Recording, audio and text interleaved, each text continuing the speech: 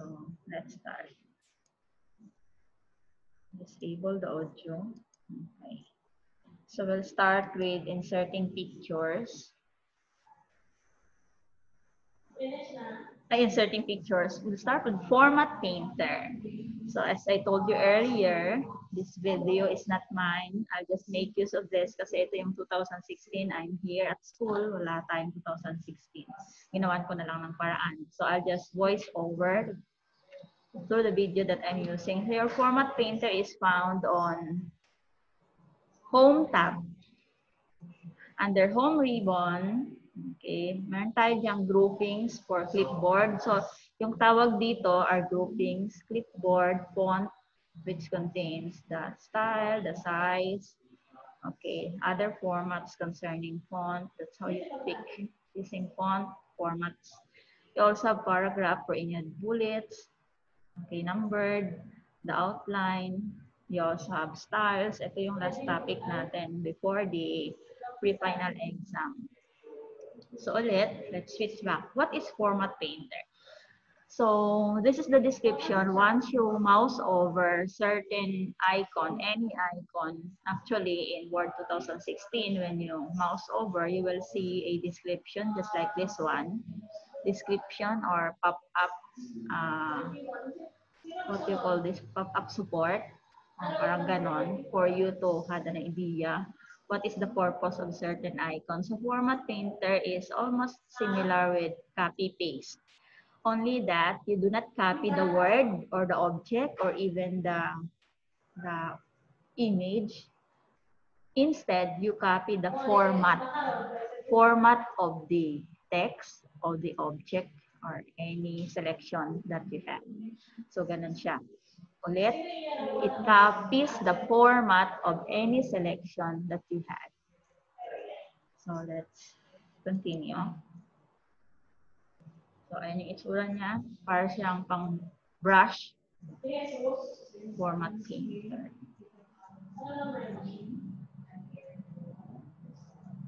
Okay, for example, this is the content that we will tweak on.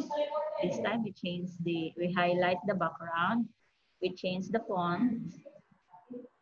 Okay. And then what are we going to do is we copy the format here. Okay, so just like copy and paste, had to select muna.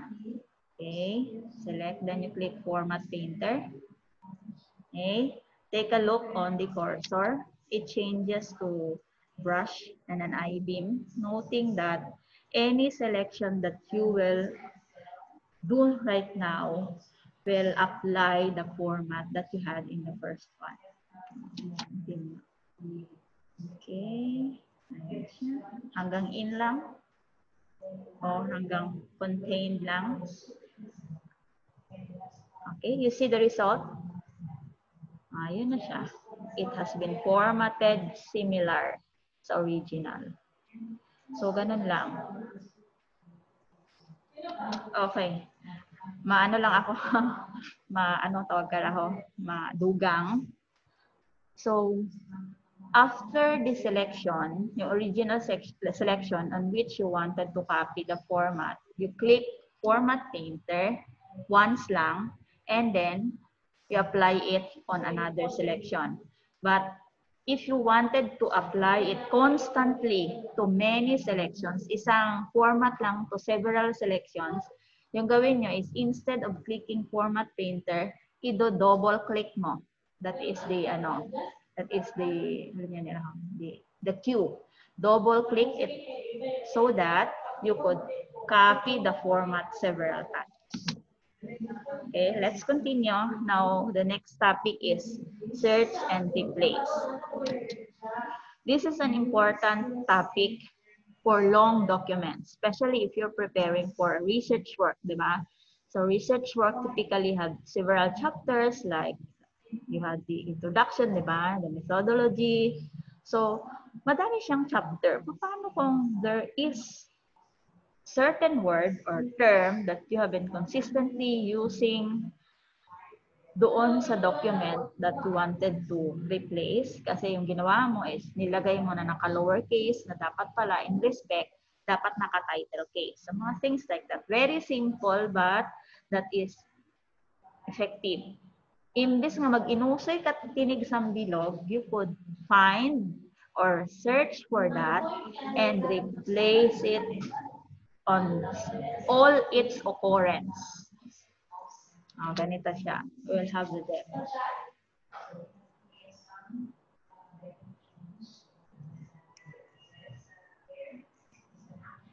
Okay, matang audio, di ba? Nadidinig nyo naman ako, guys. Yes, ma'am. Okay. So we're doing the search and replace. So for example, okay, I'm just waiting for the video. For example, we'll be looking for the word computers. Okay, so under home tab, kita niyo naman dito sa top right, we're going to look for computer. Papalitan natin siya ng word na PCs. More there is another option. Okay, you have several options like find word only. Yung words lang na yon. Kasi minsan may computerization. Nabasa computer lang. Wag mong i-confuse supercomputer. So wag mong palitan yung supercomputers ng super PCs. Basta exact lang na computers lang. Then, under special, okay, sa ilalim, wait lang. Atras ko siyang konti. Okay. Replace wildcards. You have several options pa ha, sa ilalim. Find words. Okay. Hindi lang yan, you could also look for paragraph, then paragraph mark. So, hindi lang words, ha? Hindi lang limited sa words. Paragraph character, pwede kayong maghanap ng kahit ano na pwede niyong papalitan. So, find next is an option for you to monitor kung ano yung kanyang papalitan. Yan pala yung mga findings niya. So, pwede mo niyang palitan lahat. Then, replace there. So, as you see, have there a replacement as computers, and palitan na siya ng PC. And then, if you're sure na lahat ng computers yan na yung papalitan mo, after clicking find next, so, close mo na lang. So, the different occurrence there. For example, ngayon, the video is trying to mesh up the document by placing extra paragraph or extra enter. Enter is equivalent to 1 paragraph. So, dalawang enter, dalawang paragraphs in such case. So, for the purpose of demo, may mesh up lang sa inyo ng video para makita nyo on how to replace mga mga additional paragraph na hindi naman dapat nandoon sa ating research paper. Now, ito, okay, ito, this is show or hide paragraph. So, yan yung mga characters. We have several characters in Microsoft Word like space, ayan, paragraphs na yung space ay period yung makikita nyo yan na notation. Nakikita nyo, that and externally administered. In between the words, na kayo nakikitang that, it represents space. Now, itong long line naman, na merong ganito, it represents paragraph. So, mini-mesh up lang sa inyo para makita nyo yung mga pinagdadagdag na mga mali. Tulad niyan, ayan, pinagdag na mga mali. So, pwedeng yung mga double na paragraph na yan, pahanap mo sa Microsoft Word para hindi ka mag-inisa-isa. You just automate it by using search and replace.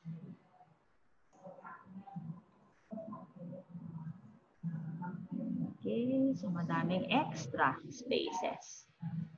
Siyempre, pag sa long document, yawan kating-kart inusoy. So, there, dito sa find what, click on find what, then click special. Click or choose paragraph mark from special. Yan. Siyempre, dalawa. So, dapat dalawang paragraph mark. Okay? And replace it with isa lang. Yan. Yung mga sobra. Okay? So, yan. Daywa nga ka paragraph, bayluhan mo it, sambilog yan. Then, replace. Pahanap sa kanya isa-isa. Yan kung gusto mo isa-isa. Pero kung gusto mong all at once, replace all. Yan. Trying to scroll everything. So, wala na siyang extra. Okay? So, kahit ano pwedeng ipahanap. Replace searches for text you'd like to replace.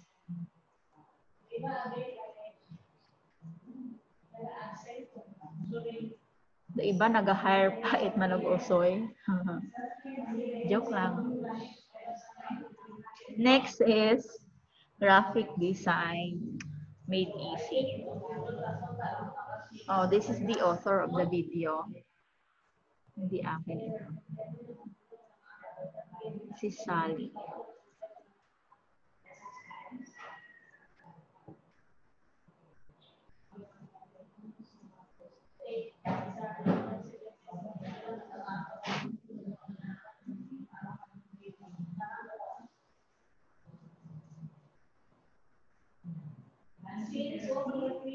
Okay, graphics is found on insert ribbon, insert tabs.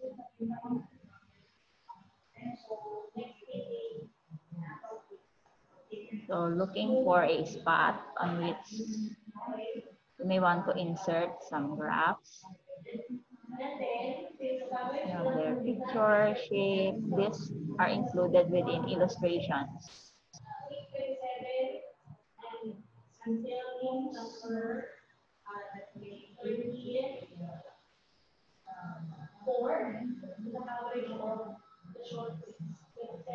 Okay, select pictures so that is from file coming from your computer. I'm sure everybody has the idea on how to do that. For instance, we have here Word. This is the trademark of Microsoft Word. Then make sure that if you opt to resize images, see to it that you use as the corner side. Ito yung mga corner side niya. Northeast, northwest, there. Corner side para balance yung resize, balance do size it with ag height. One na corrupt, one nagiging pixelated. Now, if you're contented with the size, you could also make use of several, diba, contextual formatting. Okay, aside from insert, you have their format tab for the options on picture styles. You could make use of that, like for example, yung kanyang edges. Yan. Pwede kayong maghanap ng kung ano yung preference according sa inyong kagustuhan. Contextual format yung tawag dyan. Okay. So format. You could also place effects.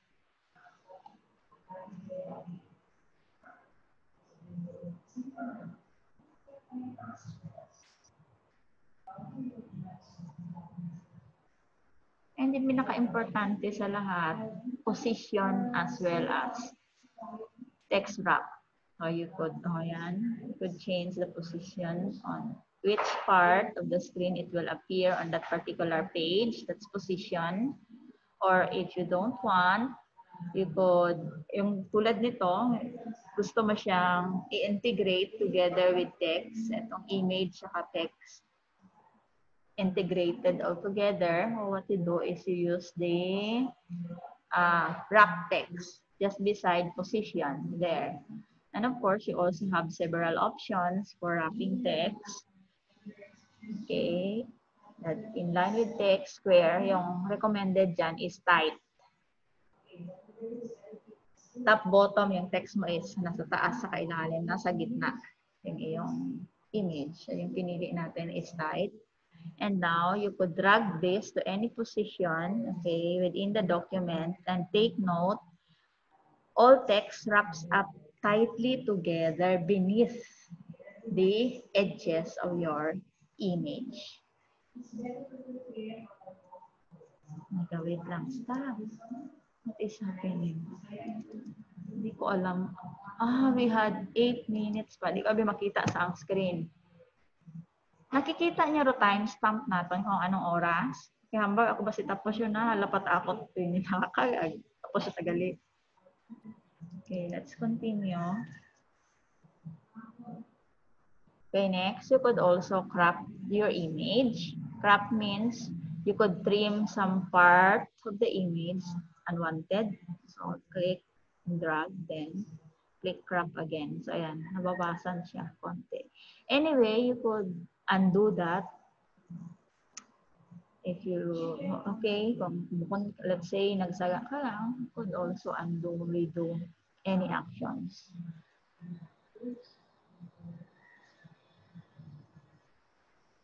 So, tandaan na, when you insert picture, you see to it that you resize the picture using the corner side. And you also position it as well as enable text wrapping so that you could make use of the spaces. Now, next is, you could also insert online pictures. Bing image search is used here. Now, okay, just make sure na yung picture na kinukuha mo ay hindi license na. Kasi may mga free naman na picture at merong hindi.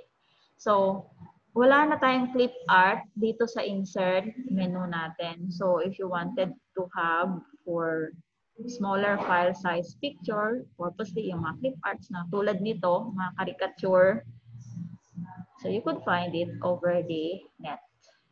So just make sure that you had an internet connection. Otherwise, hindi ito magiging available. Now, any object, just like an image, is considered a graph. And those graphs is preferably tweaked better if you uses the contextual format, including yung position tsaka yung kanyang text wrapping. And the next one is you're trying to insert shapes. Okay, sa mga engineering, you may want to have that. To give emphasis, additional emphasis, you could use arrow. Grabe ba? Subuan ba? Okay. Now that we had inserted this object, pwede niya yan ulit i-designs. Okay. Ayan yung ating mga formatting, palitan ng color.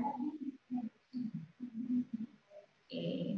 The outline, hair position, wrapping, pinaka-recommended gidro height para if you would, diba, change the position, wala kayong maging problema kasi automatically the text will wrap around.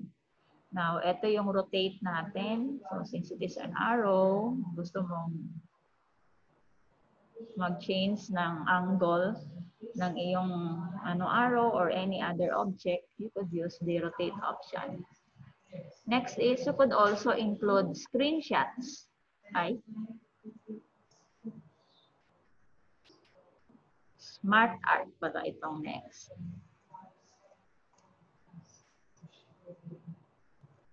Two weeks lang aton na klase. So, smart art. So, what are smart art? Ito yung interesting smart art graphics na used to replace mga list of words or list of phrases. So these are the following. Like here we have computer security, the CIA of computer security, confidentiality, integrity, and availability. So it is better represented if you use it with smart art. So tignan niyo ito kung paalin. Why I told you that this one, smart art, is better than just plain text in a list. So ito, ayan, the pyramid here. And on the left side, you could try edit. Okay, palitan natin to ng mga words in the list. Ayan. Okay. Then, close it. Now you have the smart art. Pwede niyan siyang i-resize. Okay. Size na lang. O, di ba? This one is better. Erase na lang kayo dati. And then, using contextual format on design, pwede nyo siyang palitan. Palitan ng color, for instance. Palitan ng shape. Or even rotate according to what is available. So, ayan. Erase na yung dati. This one is better.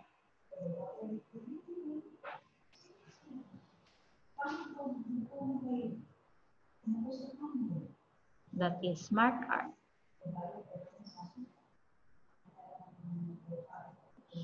Okay, we still have less than 3 minutes. Next is inserting tables. So on survey, sa research, you will have your survey, diba? So based on interview, for instance, or observation, you have the survey, and you're going to represent the collected data in forms. Summarize it using forms. So, using table pala. So, ito, nating table. This is 1, 2, 3, 4, 5 column, tsaka 3 rows na table.